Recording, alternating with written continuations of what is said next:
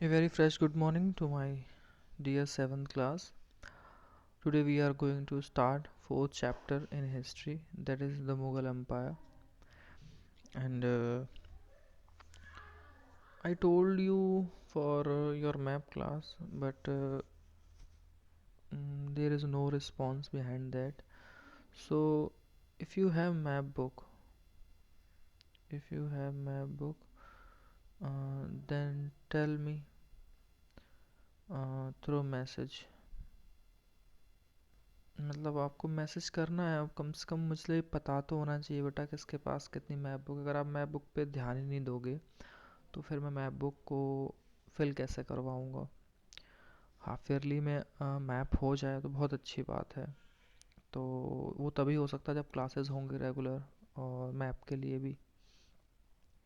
तो प्लीज़ आप ध्यान रखें, 7th क्लास के लिए बुक आती है, आप वो ले सकते हैं, आपको लेनी भी चाहिए, बहुत ज़रूरी है। और अगर आप नहीं लेंगे तो फिर आपका लॉस है बेटा पढ़ाई का। ओके, हम स्टार्ट कर रहे हैं chapter number 4, the Mughal empire. ठीक है, देखते हैं इसमें क्या क्या चीज़ें आपको देखने को मिलेंगी। सल्तनत पढ़ लिया, मुगल पे आते हैं। Ruling as a large territory as the Indian subcontinent with such a diversity of people and culture was extremely difficult task for any ruler to accomplish in the middle ages. Middle ages का मतलब ये है बेटा कि जो period 12th century में 1192 या 1206 के बाद स्टार्ट होता है। जो भी टाइम पीरियड 1206 के बाद स्टार्ट होता है और वो आके रुकता है 1761 तक। तो ये जो टाइम पीरियड है, आई थिंक इसमें आपके हो गए 510 years, sorry sorry sorry sorry 555 years. मतलब 555 ईयर्स के बीच की टाइमिंग को बेटा आप मिडिल एजेस कहते हैं, मध्यकाल। तो एक बड़े एरिया पे इंडियन सब कॉन्टिनेंट में इस तरह से रूल करना, जहाँ पे डाइवर्सिटी, अलग अलग लोग बहुत हैं, विभिन्न प्रकार के कल्चर जो है वो भी बहुत अलग है। और ये मतलब बड़ा डिफ़िकल्ट हो जाता है कि इतनी सारी चीज़ों को रूल करना। मिडिल एजेस में इस तरह की कठिनाइयाँ होती थी। Okay, quite in the contrast to their predecessors. Predecessors का मतलब होता है जब प्री लगा हो तो आप समझ जाएं कि पहले के शासक के बारे में बात हो रही है। The Mughal created an empire and accomplish that had हिथोटो seem possible for only short period of time. अब हुआ क्या था कि मुगल के टाइम्स पे उन्होंने अपना एक बड़ा एम्पायर क्रिएट किया बेटा, और शॉर्ट पीरियड टाइम के लिए ये चीज़ पॉसिबल भी हुई कि इतने बड़े सब कॉन्टेंट पे आप रूल कर रहे हैं। For the later half of the 16th century, they expanded their kingdom from Agra and Delhi until its 17th century they control near all of the subcontinent. अब 16th सेंचुरी की जब बात आती है तो मैंने जैसे आपको बताया ना, 1206 से लेके 1761, ठीक, ये पूरा टाइम पीरियड है। बट जब मुगल पीरियड की बात करेंगे आप बेटा, तो वो 1526 से बात करेंगे, जब बाबर पहली बार इंडिया में आया था। तो ये आपकी 16th सेंचुरी की बात हो रही है। 16th सेंचुरी कब? जब 500 से शुरू हो जाता है, यानी कि 1526 से जब बाबर आया उसके बाद का टाइम। तो वो आगरा दिल्ली तक तो पूरा कवर कर ही लेते हैं, लेकिन 17th सेंचुरी तक आते आते 17th सेंचुरी का मतलब हो गया बेटा 1600 के बाद तक वो पूरे सब कॉन्टिनेंट पे लगभग लगभग कंट्रोल कर लेते हैं। दे इम्पोज स्ट्रक्चर ऑफ एडमिनिस्ट्रेशन, उन्होंने अपने रूल करने की अपनी एक पद्धति अपनाई बेटा। एंड आइडियाज़ ऑफ गवर्नेंस, सरकार को चलाने के अपने आइडियाज़ मतलब क्रिएट किए, that outlasted their rule, जिनकी वजह से वो रूल कर पाए इतने टाइम तक। लिविंग अ पॉलिटिकल लेगेसी, एक राजनीतिक विरासत छोड़ी, that succeeding rulers of the sub continent could not ignore, जिससे जो आने वाले, अब सक्सीडिंग एक प्रेसिडिसर्स था यानी पिछले, सक्सेसर मतलब जो अगले आने वाले जो राजा हैं उन्होंने भी, या जो रूलर्स थे उन्होंने इग्नोर नहीं कर पाया, क्योंकि वास्तव में उन्होंने बहुत लंबे टाइम तक इस तरह बड़े पार्ट पे रूल किया। Today, the Prime Minister of India addresses the nation on Independence Day from the rampart of the Red Fort in Delhi, the residence of the Mughal Emperor. आज जहाँ से इंडिया के पीएम देश को संबोधित करते हैं 15 अगस्त पे, तो वो जगह जो है रेड फोर्ट, एक टाइम पे रेड फोर्ट मुगल एम्परर के रहने की जगह हुआ करती थी, वो वहीं रहते थे।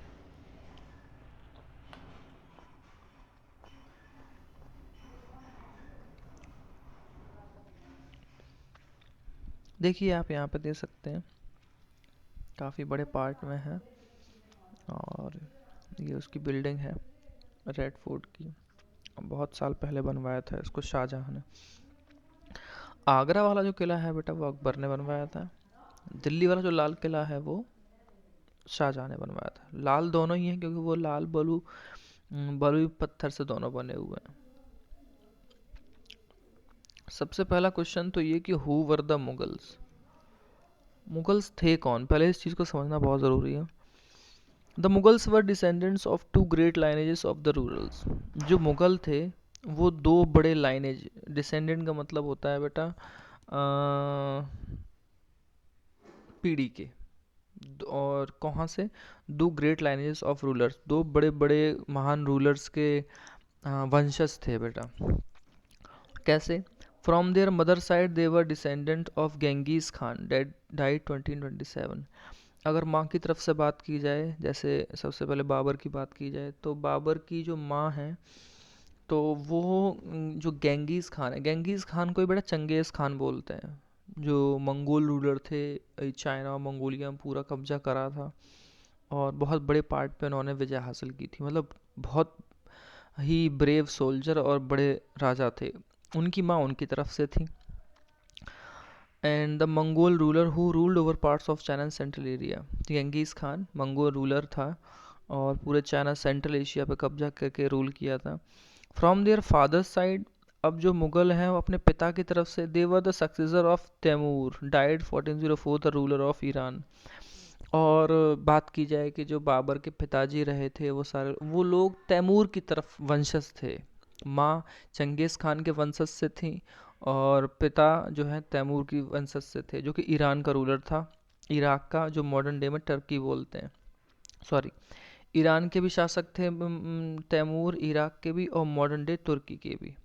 However the Mughal did not like to be called Mughal or Mongol. इसीलिए मतलब वैसे तो मुगल लोग अपने आप को मुगल और मंगोल कहलाना पसंद ही नहीं करते थे। This was because Genghis Khan memory was associated with the massacre of innumerable people.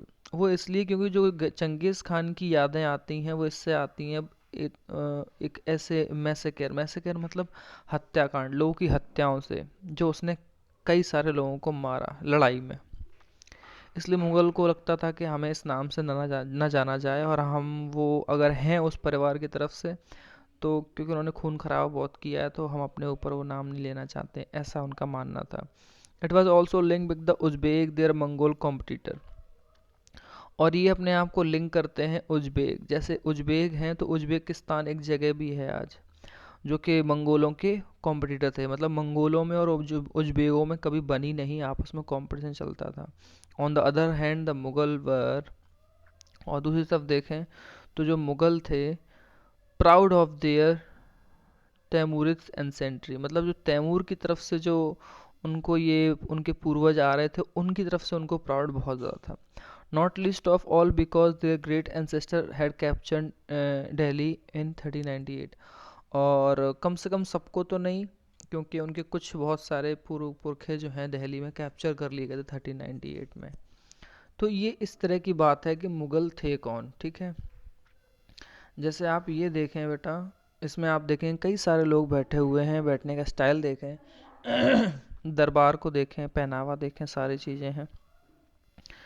तो इसमें बताया गया है कि ये एक पेंटिंग है जिसको 72 में बनाया ऑफ तैमूर। तैमूर को दिखाया, उनके डिसेंडेंट मुगल एम्पायर को दिखाया है। तैमूर को सेंटर में बैठे दिखाया है और राइट साइड में उसका सन मीरान शाह है, मुगल एम्पर बाबर का ग्रेट ग्रेट ग्रैंडफादर। मतलब एक पेंटिंग बना के दिखाया गया है कि देखिए आप इस फैमिली से आते हैं।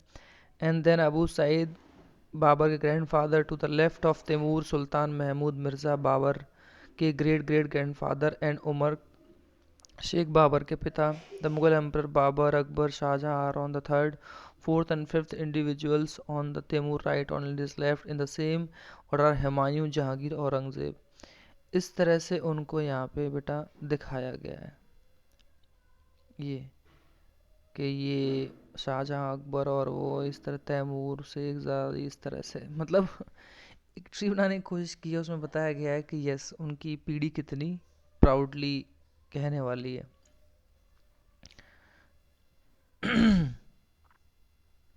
ये मुगल आर्मी बेटा अपने कैंपेन में है, ये दिखाया है लड़ाई के तरीके, और पेंटिंग्स के जरिए हम सारी चीज़ें समझ सकते हैं।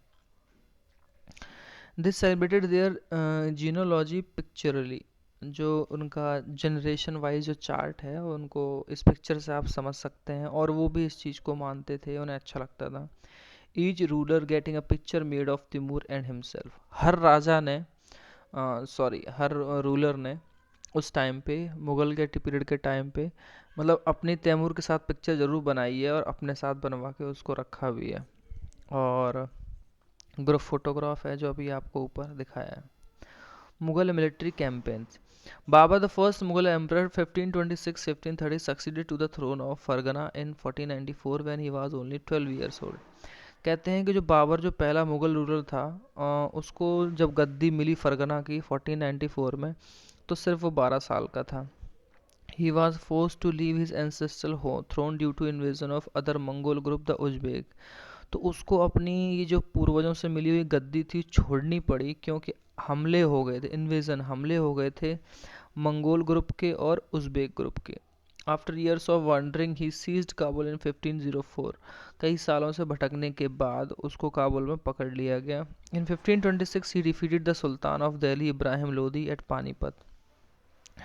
अब हुआ क्या है कि 1526 में उसने सुल्तान जो था दिल्ली का इब्राहिम लोदी, उसे हरा दिया पानीपत की लड़ाई में, और दिल्ली आगरा पे कब्जा कर लिया।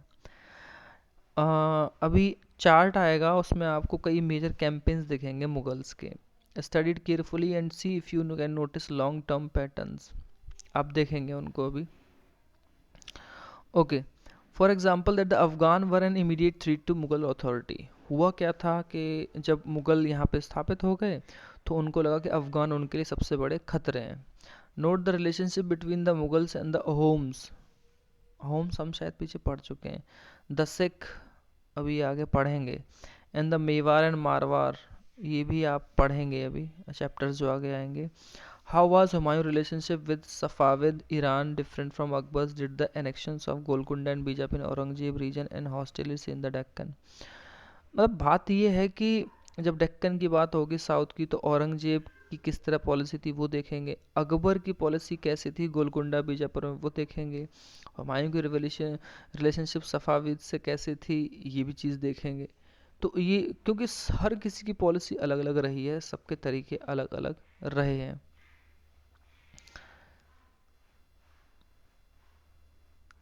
देखिए, तोप जो होती थी बहुत इम्पोर्टेंट होने लगी थी उस टाइम, और जब बाबर ने फर्स्ट बैटल ऑफ पानीपत लड़ा था तो उसने उसको बहुत इफेक्टिवली यूज़ किया था, वो लाया था अपने साथ वहाँ से अपने यहाँ इंडिया में। गन पाउडर क्या है देख लीजिए। Gunpowder was technology was brought to India for warfare in the 14th century. Gunpowder मतलब वही बारूद जो है, ये इस तरह की टेक्नोलॉजी इंडिया 40th सेंचुरी में आई। Fire arms were used for the first time in region such as Gujarat, Malwa and Deccan and was used by Babur in the early 16th century. उस तरह से फायर आर्म्स के लिए, हथियारों के लिए यूज़ करना सबसे पहले गुजरात और मालवा में, डेक्कन में हुआ था। मालवा मतलब एमपी का वेस्टर्न रीजन। और बाबर भी फिर 16th सेंचुरी में इसको यूज़ कर रहा था जब इंडिया में आया था वो। ये देखिए, ये टेबल है बेटा, यहाँ इस टेबल की बात हो रही थी Mughal emperors major campaigns and events. Babur की बात हो तो बाबर 4 साल तक ही इंडिया में जिंदा रहा। पहले 1526 में उसने इब्राहिम लोदी को हराया अफगान सपोर्टर्स की वजह से पानीपत में। 1527 में उसने राणा सांगा को हराया जो राजपूत रूलर था, और वो खानवा की लड़ाई में। ठीक, यानी 1527 में खानवा की लड़ाई हुई, राणा सांगा हारे। 1528 में उसने राजपूत को फिर हराया चंदेरी की लड़ाई में, और पूरे आगरा दिल्ली पे उन्होंने बाबर ने कब्जा कर लिया। यानी कि राजपूत 2 बार हारे हैं, 1527 में, 1528 में।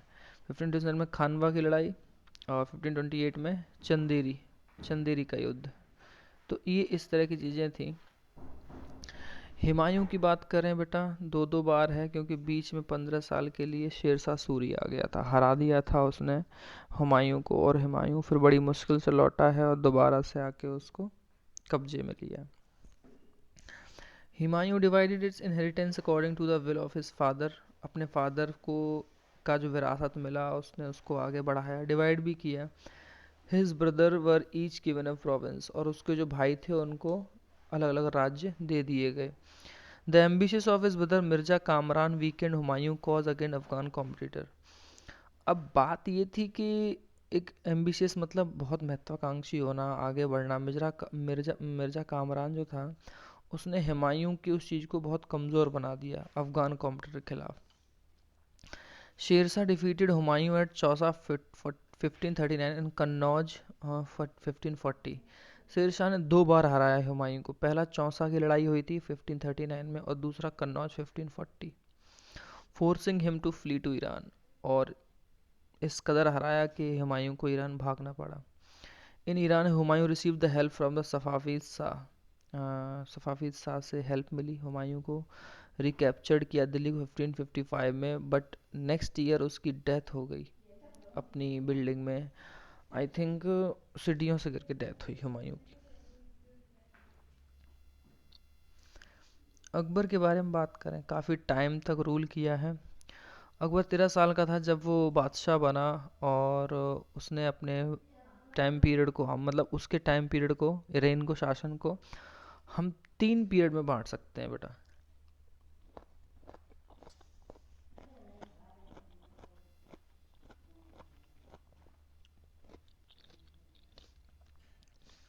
पहला है 1556 1570, जब इंडिपेंडेंट बैरम खां के साथ था, अदर मेंबर डोमेस्टिक स्टाफ के साथ अपना काम चला रहा था.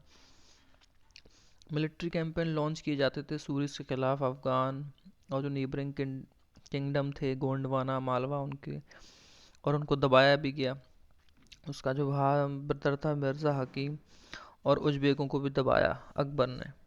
In 1568 the Sisodia capital of Chittor was seized and 1569 Ranthambore. और 1568 की बात करें तो सिसोदिया राजाओं की जो कैपिटल थी चित्तौड़, उसको भी का कब्जे में ले लिया. और 1569 में रणथंभौर को भी कब्जे में ले लिया. Second, military campaigns in Gujarat were followed by campaigns in the east in Bihar, Bengal and Odisha. These campaigns were complicated by the 1579-80 revolt in support of Mirza Hakim. तो कहते हैं कि यही वो टाइम पीरियड था जब गुजरात, बंगाल और बिहार के कैंपेन हुए थे. बट इन कैंपेन्स में बहुत सारी चीज़ें कॉम्प्लिकेटेड हुई, प्रॉब्लम्स आई, क्योंकि जो रिवोल्ट था ना, उनको सपोर्ट था मिर्ज़ा हकीम का, जो कोई कुछ भाई लगता था अकबर का. तो उसने गड़बड़ करने की कोशिश की. फिर बात करते हैं 1585-1605 की, expansion of Akbar empire. Akbar के एम्पायर की बात करें, कैंपेन लॉन्च किए गए. नॉर्थ वेस्ट की तरफ कांधार को अपने कब्जे में लिया, सफ़ाविद को कश्मीर को मिला लिया गया, काबुल और मिर्ज़ा हकीम को डेथ के बाद काबुल को भी. Campaign the Deccan started and Berar, Khandesh and parts of Ahmednagar were annexed. और फिर साउथ की तरफ तो बेरार हो, खानदेश हो, खानदेश भी एमपी के बॉर्डर और उधर के एरिए को बोलते हैं, और अहमदनगर तो महाराष्ट्र में है. इन सब जगहों को एनेक्स कर लिया गया, कब्जे में लिया गया. तो in the last year of his reign Akbar was distracted by the rebellion of prince Salim the future emperor Jahangir. और अकबर अपने लास्ट टाइम में जो उन राजकुमार था सलीम, उसकी वजह से थोड़ा सा उसके रेबेलियन नेचर की वजह से डिस्ट्रैक्ट हो गया था, जो कि फ्यूचर का एम्पर जहांगीर बना था. और अकबर ने इस तरह से बहुत लार्ज पार्ट पे कब्जा किया. जहांगीर की बात करें, मिलिट्री कैंपेन स्टार्ट जो अकबर ने किए थे उनको कंटिन्यू किया गया. सिसोदिया रूलर्स मेवाड़ अवर सिंह एक्सेप्टेड मुगल सर्विस. जो सिसोदिया राजा थे मेवाड़ के, अमर सिंह, उन्होंने मतलब मान लिया कि अथॉरिटी जो है मुगल सबसे बड़े हैं, और उनके अंडर में हम काम करने के लिए तैयार हैं. Less successful campaign against the Sikhs, the Ahoms and the Ahmadnagar followed. और फिर जो कैंपेन थे सिख के खिलाफ, होम्स के खिलाफ, अहमदनगर वाले, वो चलते रहे. Prince Khurram the future emperor Shah Jahan, prince Khurram नाम था शाहजहां का, rebelled in the last year of his reign. Humayun, जैसे हुमायूं ने अपने पिताजी के साथ किया वैसे ही, सॉरी, जैसे जहांगीर ने अपने पिताजी के साथ किया वैसे ही जहांगीर के बेटे ने अपने पिताजी के साथ किया. The efforts of Nur Jahan Jahangir wife to marginalize him were unsuccessful. अब कोशिश की गई जहांगीर की वाइफ जो नूर जहाँ थी उसके ज़रिए उसको समझाया जा सके, बट वो अनसक्सेसफुल ही रहा. Shah Jahan. Mughal campaign continue the Deccan under Shah Jahan. Deccan में कंटिन्यू रहा। मुगल नोबल खान जनाहान लोदी, जो अफ़गान एक काफ़ी नोबल, नोबल मतलब एक रूलर ही, जो वो काफ़ी रईस है, खान जहान लोदी, रिबेल्ड किया और उसको हराया गया। कैंपेन लॉन्च किए गए अहमदनगर के खिलाफ। बुंदेल को हराया गया और ओरछा को कब्जे में ले लिया। ओरछा बेटा एमपी में है। In the north west the campaign to seize Balkh from the उज्जैल वर अनसक्सेसफुल। नॉर्थ वेस्ट में जब कैंपेन चले बल्क को कब्जे में, तो उज्बेक के खिलाफ वो अनसक्सेसफुल रहा। उज्बेक जो है पीछे नहीं हटे। और जो कांधार था वो लॉस्ट हो गया सफ़ावीद। सफ़ावीद जो अकबर के टाइम पे अंडर था, अब वो बाहर चला गया। इन 1632 Ahmednagar was finally annexed and Bijapur forced suit for piece. Ahmednagar को फाइनली 1632 में अपने में कब्जे में कर लिया मुगल एम्पायर ने, और बीजापुर को भी ज़बरदस्ती पीस के सहारे मिला लिया गया। In 1657-58 there was a conflict over succession among शाहजहाँ's son। अब ये एक साल के पीरियड जब 1557 की बात होती है, तो कॉन्फ्लिक्ट हो गया शाहजहाँ के 4 बेटों के बीच में। औरंगजेब जीत गया और उसके जो 3 भाई थे दारा शिको, उनको मार दिया गया। Shah Jahan was imprison for the rest of his life in Agra. और शाहजहाँ को बाकी के बचे हुए सालों में आगरा में कैद करके रखा गया। दारा शिको और शाह सुजा और एक का नाम मुझे याद नहीं आ रहा है, ये 3 थे, और औरंगजेब भी था, तो औरंगजेब ने सबको मरवा दिया था। ये चीज़ उस टाइम थी। अब औरंगजेब की बात करते हैं। In the north east the Ahoms were defeated in 1663। Ahoms को हराया गया, but rebel again in 1680s। But rebel जो है फिर से हुआ। कैंपेन चलाया गया नॉर्थ वेस्ट में यूसुफ जई के खिलाफ, सिख के खिलाफ, वो सक्सेसफुल रहे। मुगल इंटरवेंशन रहा सक्सेशन का, ओरिएंटल पॉलिटिक्स और राठौर राजपूत का मारवाड़ में, जिससे कि विद्रोह हुआ। कैंपेन चलाए गए मराठा चीफ शिवाजी के खिलाफ, जो थोड़े बहुत शुरुआत में सक्सेसफुल ज़रूर थे, बट बाद में नहीं रहे क्योंकि शिवाजी आगे निकले। But Aurangzeb insulted Shivaji who escaped from Agra. लेकिन उनकी बेइज्जती की, इसकी वजह से वो वहाँ से निकल गए और अपने आप को इंडिपेंडेंट किंग स्थापित किया and resume campaign against the Mughal. और अब मुगलों के खिलाफ अपने कैंपेन को रिज्यूम कर दिया। प्रिंस अकबर रेबल्ड अगेंस्ट औरंगजेब, और एक राजकुमार, ये द्वितीय है, उसने औरंगजेब के खिलाफ विद्रोह किया और रिसीव किया सपोर्ट मराठास के जरिए और डेक्कन सल्तनत से, और फाइनली वो सलाफीद ईरान की तरफ भाग गया था। ठीक है। After Akbar rebellion Aurangzeb sent army against the Deccan sultan. Akbar ये वो वाला अकबर नहीं है जो आप समझ रहे हैं, ये दूसरा वाला अकबर है। ठीक है। अकबर सेकंड। औरंगजेब की आर्मी को डेक्कन सल्तनत की तरफ भेजा गया जब ये विद्रोह हो गया तब। बीजापुर को मिला लिया 1685 में और गोलकुंडा को 1687 में। और 1698 से औरंगजेब ने पर्सनली मैनेज किया कैंपेन को डेक्कन में मराठा के खिलाफ, जिन्होंने गुरिल्ला वॉरफेयर स्टार्ट किया था। बेटा गुरिल्ला पद्धति होती है छिप के वार करना, अलग अलग हिस्सों में वार करना। ये मराठा शिवाजी ने इन चीज़ों को सामने लाया था। Aurangzeb also had to face the rebellion in the North India of the Sikh, Jat and Satnami in the northeast of the Ahoms and Deccan of Maratha. His death was followed by a succession conflict among his son. और फिर वही है, सिखों की तरफ से, जाट की तरफ से, सतनामी की तरफ से नॉर्थ ईस्ट में, और इस तरफ नॉर्थ इंडिया में बहुत सारे रेबेलियन हुए, और डेक्कन में भी मराठा की तरफ से। जब उसकी मौत हुई तो उसकी मौत से भी उसके बेटों के बीच कॉन्फ्लिक्ट बना रहा, मतलब कौन राजा बनेगा कौन नहीं, ये चीज़ उस टाइम बनी रहती थी। ये मिलिट्री कैंपेन है अकबर और औरंगजेब के टाइम के, आप इनको देख सकते हैं। काफ़ी बड़ा रीजन जो है कैप्चर किया है, नॉर्थ की तरफ से पूरा साउथ तक।